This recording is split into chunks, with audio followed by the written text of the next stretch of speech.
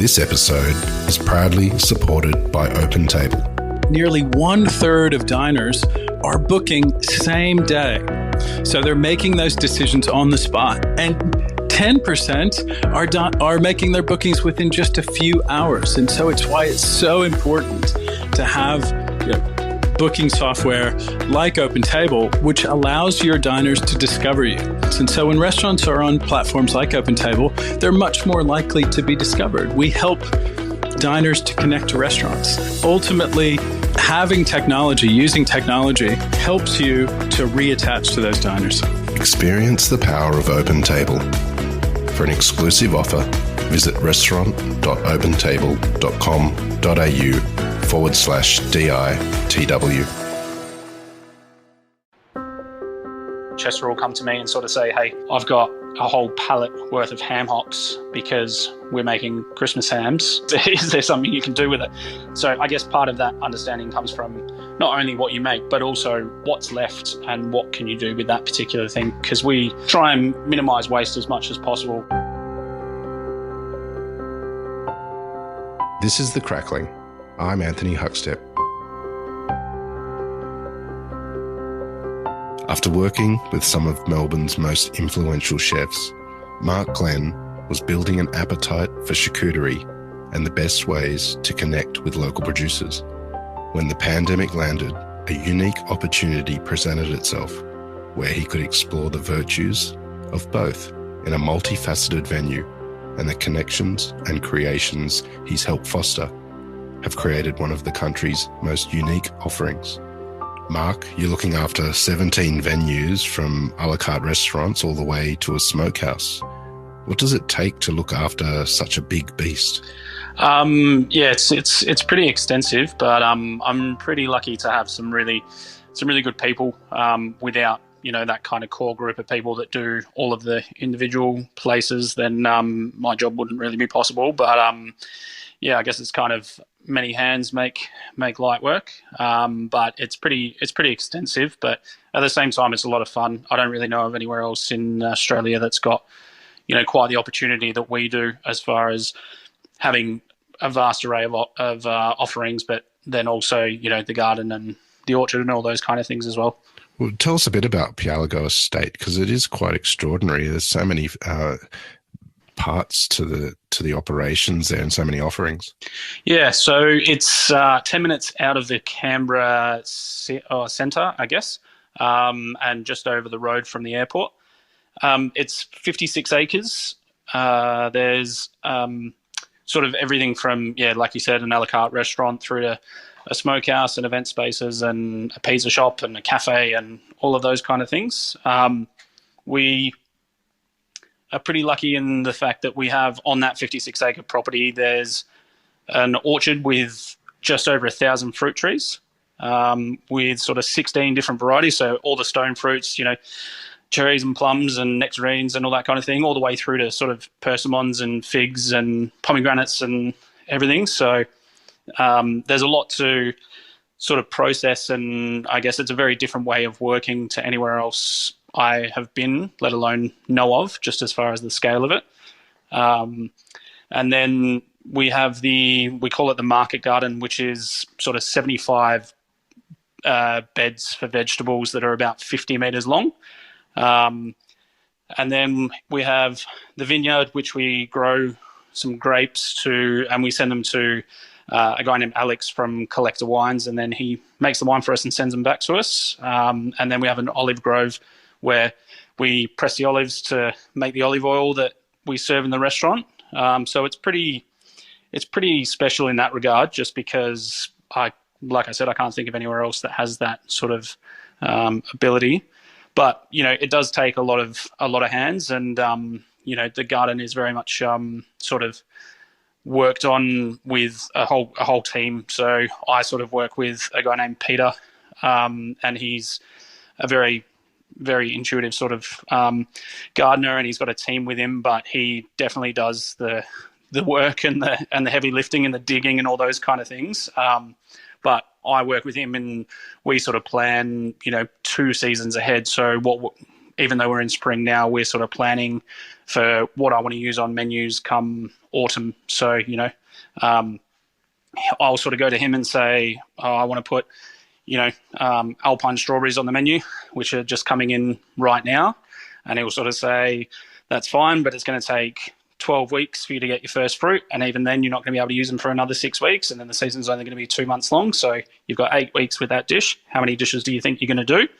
And I'll give him a number, maybe 100. And he'll say, all right, if you need 100 and you've got 6 strawberries on each plate, then this is how many we need to plant, which is a real fun exercise. He's really, really great in sort of learning quickly with what I want, but also he's taught me so much about the length of time things take and just a real understanding of what it takes to get food to the point where you can serve it. There's been some pretty wild stories of, you can plan for everything, but at the end of the day, you are sort of subject to the weather and the world and everything. So, for example, last year we were just coming up to Christmas, and so, in the theme of Christmas, all the menus have lots of cherries and all that kind of stuff. And we should have been getting about 300 kilos of cherries a week for about sort of 6 to 7 weeks, because we have 2 varieties. And then when we got our first crate, which is about, 50 kilos-ish, there was a rain followed by a really hot day, followed by heaps more rain, and then every single one of those cherries that we were meant to get went to rot overnight. Yeah, so you've really got to be able to sort of pivot with it, but at the same time, any produce that I get is picked literally that morning, if not just before service. So the quality that we get is like nothing I've ever worked for, or worked with, I should say. Everything, we put up a big sort of blackboard in the dining room that sort of says what we've got in the garden at the moment and what we're using on the menu. And I think at the moment there's 28 items that are all grown on site. And that obviously doesn't include all the sort of smokehouse stuff and all that kind of thing. That's just what's coming out of the garden right now. So, well, your history is littered with the most amazing restaurants in Melbourne through your career. But where you are now, there is the smokehouse element, which you just mentioned. Tell us a bit about that and what you're producing. So we have a really, really talented guy out there named Chester Mock. We work really, really closely together because obviously everything that comes out of the smokehouse, we sort of try to intertwine with our menus and our offerings. So we sort of in the restaurant serve them with, we always do charcuterie boards for people to start, and all the dishes will sort of have items that come from the smokehouse, because obviously we're very proud of what we do, and we get to really control that process, which is probably a really big part of why I sort of moved out here to sort of take on such a big role, was just to really be able to control that process from seed or raw ingredient all the way through to plate. But the smokehouse, we sort of product wise, we do all of the typical sort of smoked salmons and cured salmons and poultry and that kind of thing, and then obviously a pretty big range of pork. Our bacon has won loads and loads of awards over the years, and still continues to. We also do sort of like slower cured, sort of dry age kind of things like pork copper and Wagyu Brezola and duck prosciuttos and all that kind of thing that take a little bit more time. But the quality, again, is sort of really testament to the amount of work that goes into it down there with those guys. And, everything that we use is completely free range. The pork that we get is from Gurley Farms. So we work really, really closely with, all of the people that are to do with pork in Australia, with World Bacon Day and all that kind of stuff. But it's really about understanding, and Chester's just amazing at it. He just really understands the sort of requirements that we need in a restaurant, but also that we can put into a retail setting so that people can go and, buy their bacon, which is real proper bacon. What I mean by that is I think the regulation means that whatever water weight that you lose in a product when you're curing and smoking, so for example bacon, If you lose 20%, you're allowed to pump 20% worth of water back into it. We don't do any of that. So all of ours is very sort of natural process, old world kind of style. So when you buy that product, it's very much a premium range. You briefly touched on the connection that you have with farmers. Tell us a bit more about that, and what's important in a pig for what you do with the smoker. So obviously, a happy pig is a good pig. So like I said, everything's free range.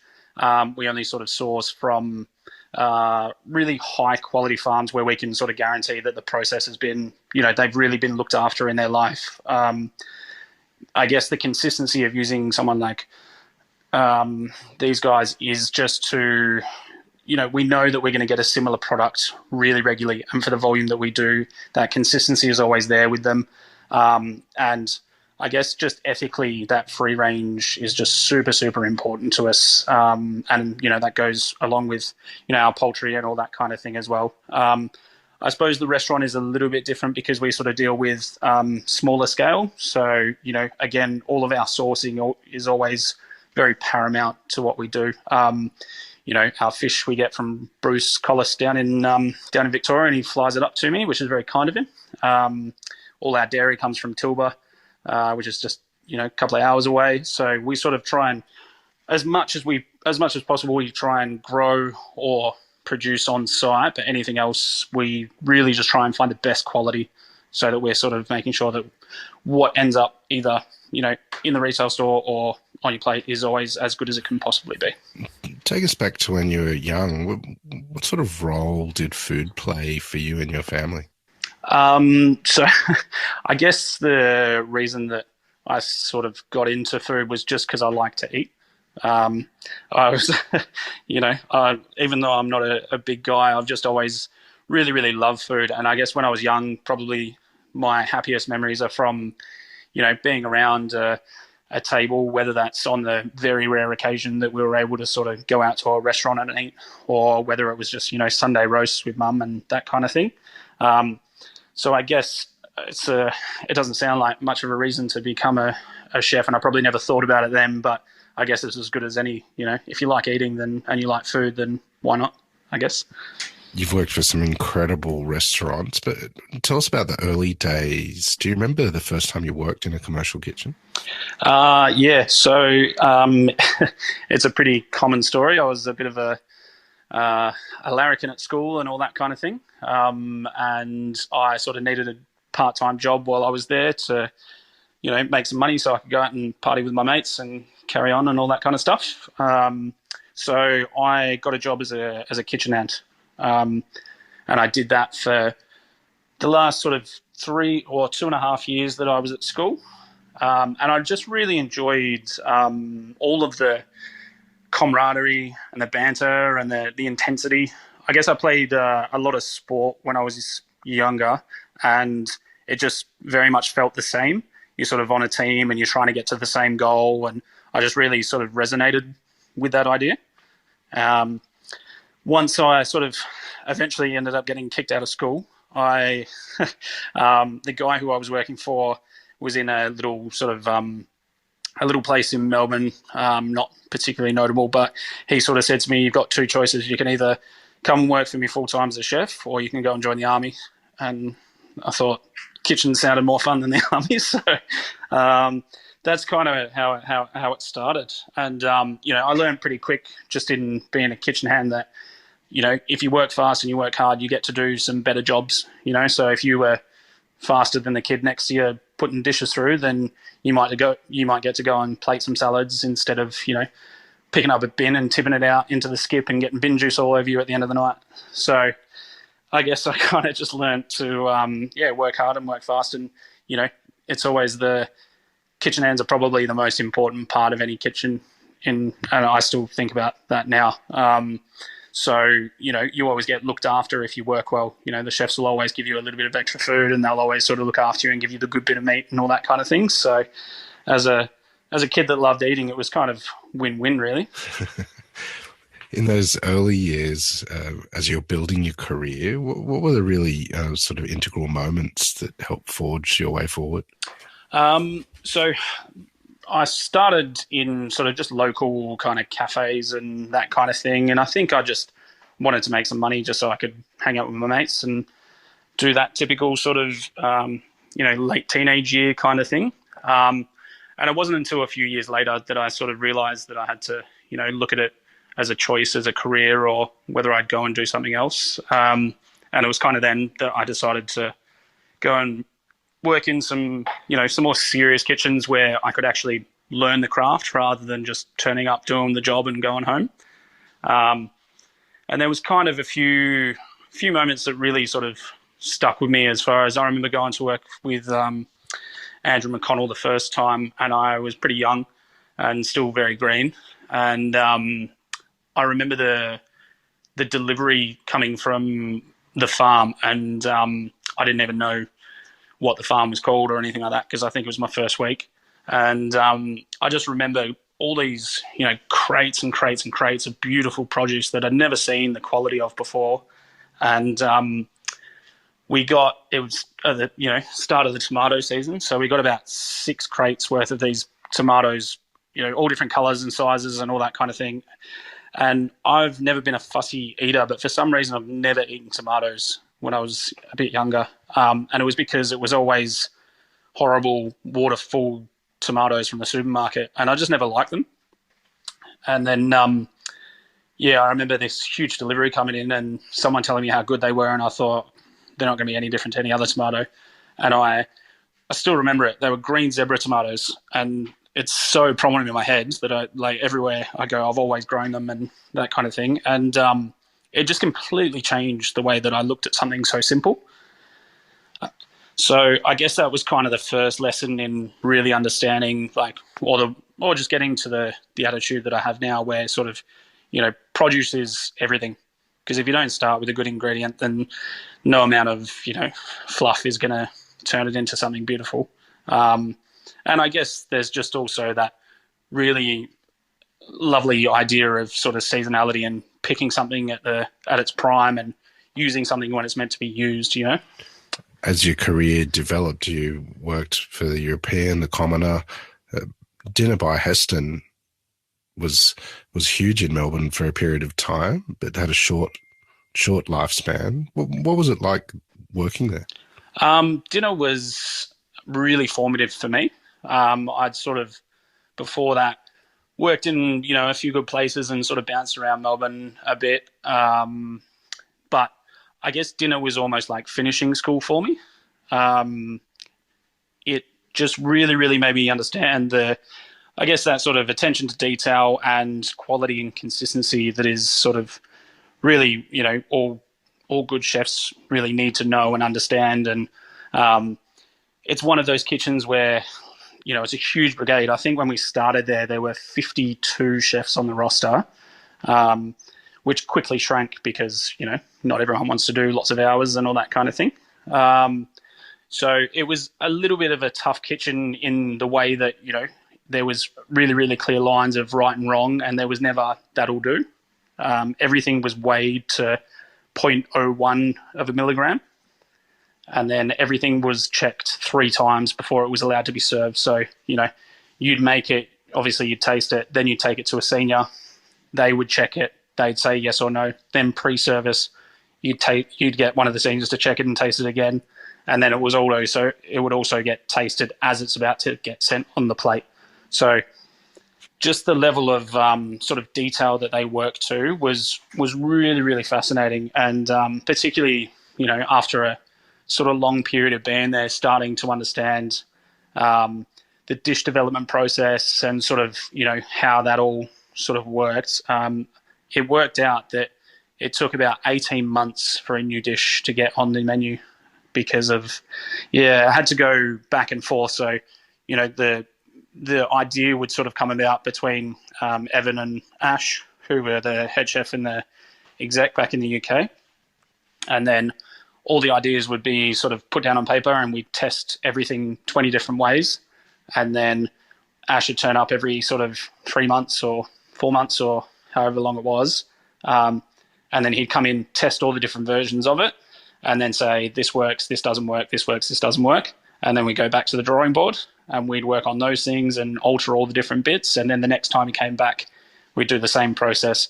So I guess that sort of level of refinement and understanding what they see as the idea of, being a perfect dish or whatever you want to call it, just made me really understand the importance of basic things like, checking that everything's right and not going into service with, half full fridges and all that kind of thing. Really that sort of organizational type thing. And also, the culture there was, it was a hard kitchen just because of sort of hours and things like that and volume that we were doing. But all in all, it was actually a really, really enjoyable experience. And a lot of that was to do with the original sort of senior team being there. And, you never heard a raised voice in that kitchen. You never heard anyone yelling or, swearing or any of that kind of stuff. It was always very, very calm. And I guess that taught me a lot as far as how to approach, sort of managing other people and having a demeanor. And I remember once when Ash came in, I said to him, I don't understand how you can have, 25 chefs on a service and, you never get frustrated or get mad or anything like that. And his response to me was, the moment that you raise your voice or get angry is the moment that you've lost control of the situation. And I think that's something that's really really stuck with me because, as a young kid, everyone sort of gets into that system of, carrying on a little bit because that's how the people above them used to do it and all that kind of stuff. But that really, really sort of changed the way that I thought about, teaching other people and the habits that you need to get into so that the people that you're teaching have good habits later on as well. The recipe development systems in place there at Dinner by Heston. Do you have any pork dishes that you can tell us about from that time that exemplify that process? So it was a pork belly dish. So it was sort of spelt grains cooked out with mushrooms and then a very, very laborious sauce. There was, a pork reduction with a cream reduction that had to sort of be set in a fridge, and it's set almost like a marshmallow consistency. And then you'd, pull it out of the gastro tray once it was chilled, portioned into 25-gram portions, and then that was what you were allowed to use for service per portion. During service, you'd have to, one piece of that with 10 pieces of mushrooms and, 20 grams of spelt. And then you'd warm it all through, season it with a little bit of sherry vinegar and salt, and then it would get checked twice on the way up just to make sure. And that's not even the pork belly itself. So then, so you'd brine the pork belly and take the ribs off it, 24-hour brine, and then out of that process, you'd grill them in the Josper oven to kill any sort of bacteria, and then we'd cook them in a water bath from memory, I think it was 36 hours. And then it would get plunged into an ice bath, chilled until it was properly cold, and then you'd portion a pork belly and, you'd probably lose 20% of it just because the, towards the top end where the shoulder is, the fat is too much for a portion. So you'd lose a section out of that, and then you'd have to trim it so it was perfectly rectangular, and then you'd take the skin off it and score it and all this kind of stuff. And then it was finally ready for you to use during service. So you'd warm it up in a water bath, and then you'd sort of finish it on a little plancha grill. And then even then, if it wasn't the right ratio of fat to meat, then you'd have to cook another one in the middle of service. So it's pretty, it's very sort of very detailed and very laborious, but, it was that kind of restaurant, and that's very much, what Ash and Heston have always sort of done, is that super detail-oriented kind of food. What was it like for you going from that environment to working with Andrew McConnell at Cumulus Inc.? It was actually a bit of a breath of fresh air, to be honest. Dinner was amazing for all of the reasons that I just spoke about, but because it took so long to get things done as far as dish changes and things like that, it sort of becomes a little bit monotonous because you're doing the same thing and it becomes a little bit repetitive. And, I'd worked with Andrew once before and I knew that for me, my next step was to sort of move into something a little bit more senior and a bit more involved in sort of, menu development and all that kind of thing. So I moved to the McConnell Group, and I sort of went in as head chef of Cumulus Up to begin. And that was complete opposite to dinner. There were, 3 of us in the kitchen, and we do 150 covers, and some people would eat 10 items and other people had just come in for a glass of wine. And, we were very much involved with Cumulus Inc. at the same time, but it was just very, very different, much more relaxed, but still really, really focused on really good quality producers and just doing delicious food. And I think that was the biggest sort of difference between the two was, Cumulus is all about just really, really good produce, treated and not messed with too much, treated with a bit of respect, and just let what that particular ingredient or produce is, just let it speak for itself, because, nature's already done most of the work. Whereas at dinner, it was quite the opposite. You get a cucumber and do 15 different steps to it, and all of a sudden it's a fluid gel. So, but the other part of that was, Andrew and his business really, really invest in their staff. They put me through a whole bunch of sort of management courses and really invested in me quite a lot. And I'll always be thankful for that. They just have a way of operating, and I don't think I still think that they're the best operators that I've seen. But you'll never talk to anyone that's ever had a bad meal in any of his restaurants either. The quality is always number one, and then all the rest of it sort of just follows in behind that, I guess. Do you have any stories of what it speaks like to work with someone like Andrew McConnell?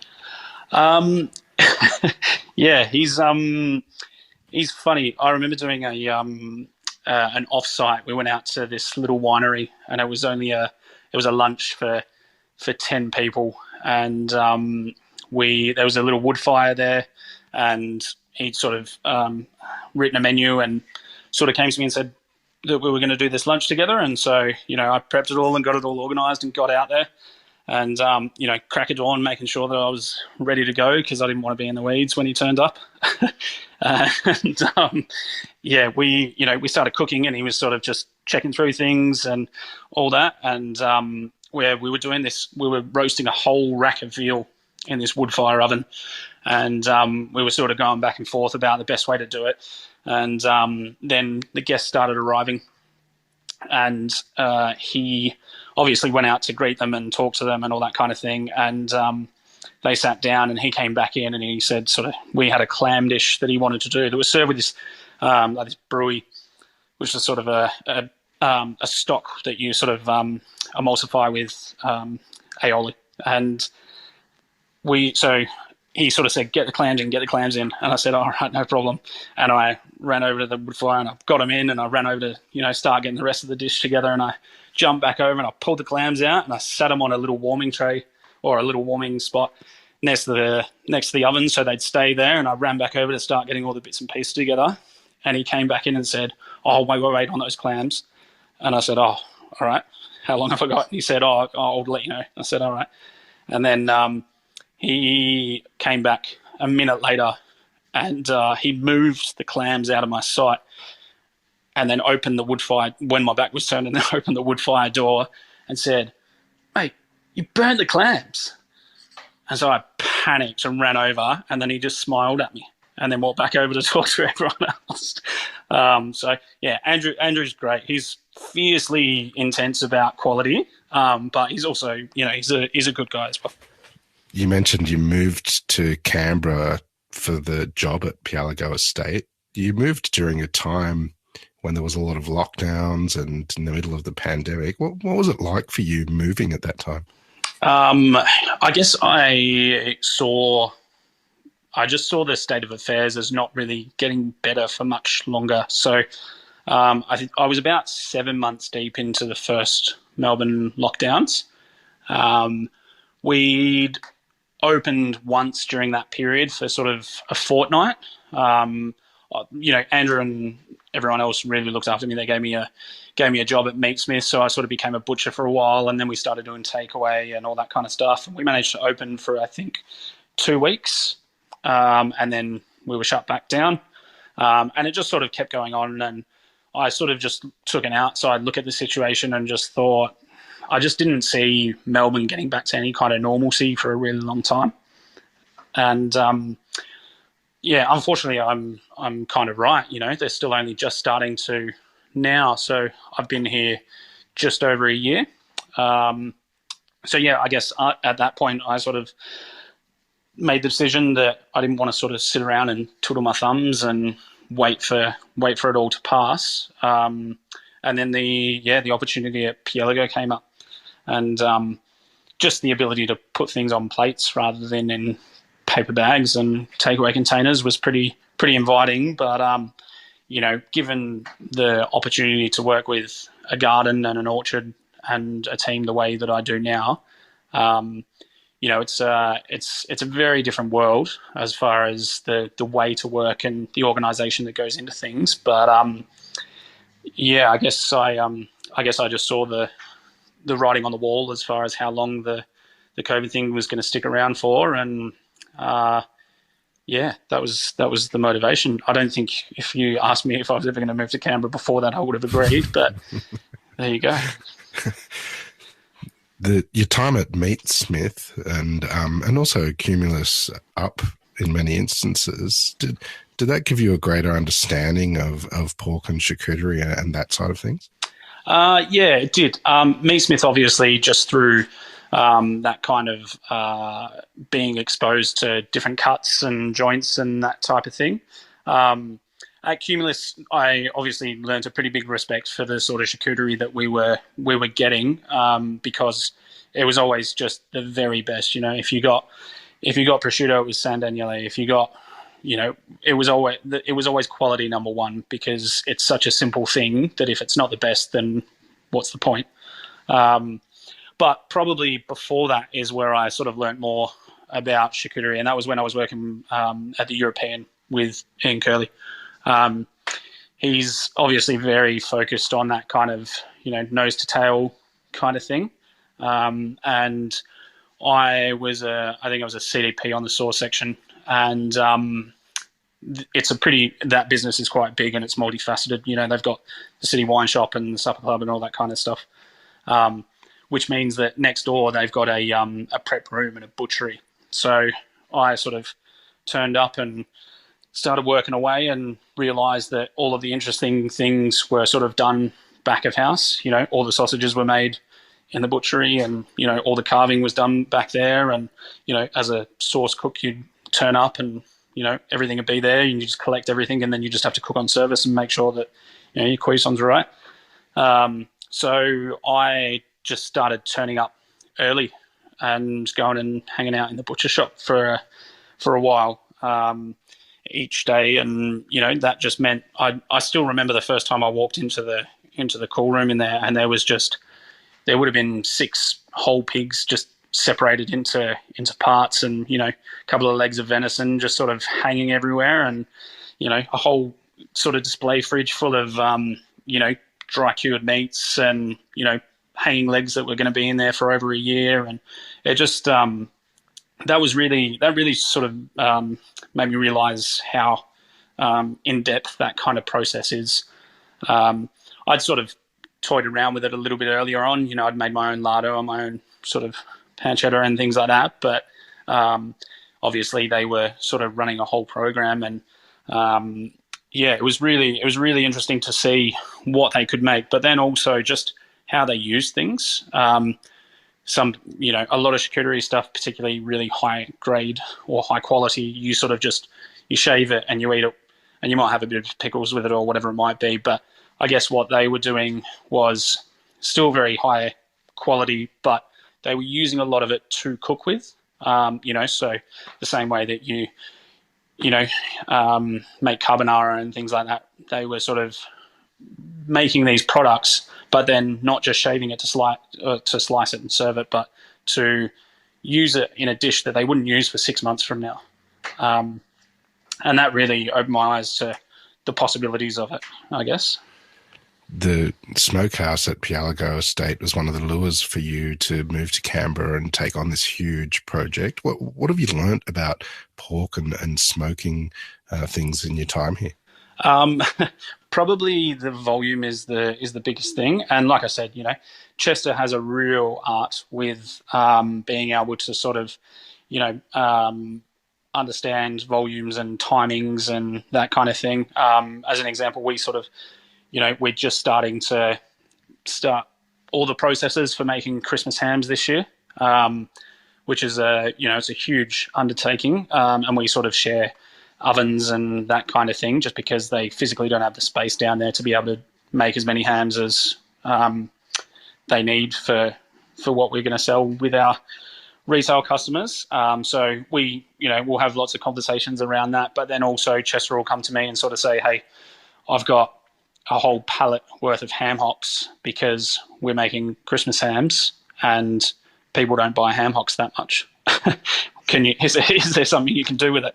And so then it's sort of, so I guess part of that understanding comes from not only what you make, but also what's left and what can you do with that particular thing. Because we try and, minimize waste as much as possible. I mean, with the garden, we are essentially at zero waste from the year that I've been there. Anything that we can't utilize ends up back in the garden as compost, which feeds the garden that we're then taking from again. So there's a real sort of underlying ethos of sort of minimizing waste and that kind of thing. So, Chester said, can you use up some ham hocks for me? Because we're going to have a lot. And so, since we've reopened, I've put on a smoked ham hock dish just with some, some broad beans and my favorite new ingredient is broad bean leaves. And the reason is because when you get them through a farm that picks them that morning and you get them that afternoon, they taste completely different to what they taste when you pick them fresh. And so, we pick them just before service and they just taste almost as prominent as a broad bean, but a little bit more floral. So, we just sort of use two really, really beautiful things, and that's the smoked ham hock and broad beans. We use all the flowers and all their leaves and all that kind of thing, and we make a macadamia puree. And then during service, we just sort of warm them all through together in a really light pork stock with lemon. And lots of herbs, and then we serve it with a macadamia puree. And I went to my front of house, or the F&B manager. His name's Jeremy, who's very, very good, but very typically French. And when I told him that we were going to do a ham hock dish, he sort of looked at me and said, "I don't want to be harsh, but do you think that's a bit basic?" And I was like, you know what, you're probably right. As in, it's the kind of thing that you find in cafes and things like that. But at the same time, it's been one of our biggest sellers, and the feedback on it is as strong as anything else. And I think that's kind of speaks to, using our mentality of trying to use everything so that we don't waste things, but then also trying to create something that's more than the sum of its parts. What do you love about what you do? Sometimes everything. No, for me, the biggest thing is just the access to produce that no one else has, particularly in Canberra. I mean, it's a pretty small town compared to Melbourne and that kind of thing. But even so, I mean, in Melbourne, I couldn't think of anywhere that has the access that we have, or the depth and the sort of intersection between the different parts of the business. Having the ability to do that, and then for me to sort of also have on the other end of that, Chester to be able to come to me and say, hey, I've got this product that we're not going to be able to utilize as much, but is there something you can do with it? I just feel like there's a really beautiful sort of symbiotic nature to that sort of style of cooking, and actually using everything that we can, and, everything out of the garden with no waste. I just think, it's a really lovely way to be able to sort of cook and feed people, and to have a bit of a story as well when people come in, to sort of, be able to point out the window and say, that's where your olive oil is from, and that's where your plums are from, and, that's where your salads come from, and all that kind of thing is really, it's pretty romantic for a chef, right? Indeed. And what you're doing at Pialligo is extraordinary. We've loved having you on the Crackling today to hear just a bit of your story, Mark. So please keep in touch, and we'll catch up again soon. Will do. Thanks very much. This is The Crackling, a Deep in the Weeds production in partnership with PorkStar. I'm Anthony Huckstep. Stay tuned as we catch up with some of Australia's best chefs and pork producers to discover what makes Australian pork so special.